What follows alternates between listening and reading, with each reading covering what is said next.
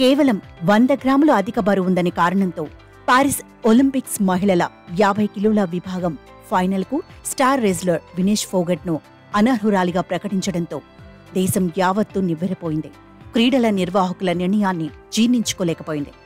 మనకే ఇంత బాధ ఉంటే రెజ్లర్ వినేష్కో ఇంకా ఎంత వేదన ఉంటుందో కదా.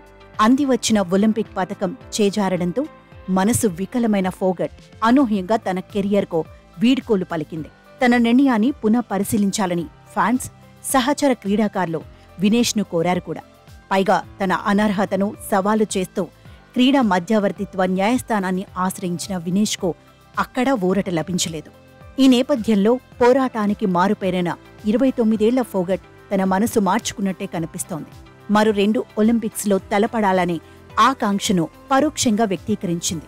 ఈ మేరకు సోషల్ మీడియాలో ఆమె శుక్రవారం ఉద్వేగంతో కూడిన సుదీర్ఘ పోస్ట్ చేసింది. విభిన్న పరిస్థితుల నేపథ్యంలో 2032 వరకు నేను ఆడగలననే అనిపిస్తోంది. నాలో పోరాటం, నాలో రెజ్లింగ్ ఎప్పుడూ ఉంటుంది. నా భవిష్యత్ ఎలా ఉంటుందో, ఆ ప్రయాణంలో ఏం జరుగుతుందో చెప్పలేను. కానీ నేను నమ్మిన, నాకు సరైనదే అనిపించిన దానికోసం పోరాటాన్ని ఎప్పుడూ ఆపను అని తేల్చి చెప్పింది. మనుగడ కోసం పోరాటం ఎన్నో పాఠాలు నేర్పింది. నాన్నను చిన్నతనంలోనే కోల్పోయా. అమ్మ క్యాన్సర్ బారిన పడింది. అయినా ఆమె ఎప్పుడూ జీవన పోరాటం ఆపలేదు.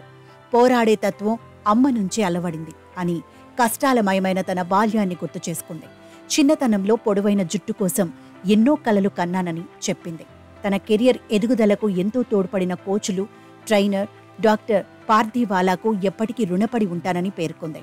భర్త సోమ్వీర్ తనకు నిరంతరం రక్షణ కవచంలా నిలిచాడని తెలిపింది. ఇదిలా ఉంటే వినేష్ ఫోగట్ ఈ రోజే స్వదేశానికి తిరిగొచ్చింది. దీంతో ఢిల్లీ విమానాశ్రయంలో ఆమెకు అభిమానులు పెద్ద ఎత్తున స్వాగతం పలికారు.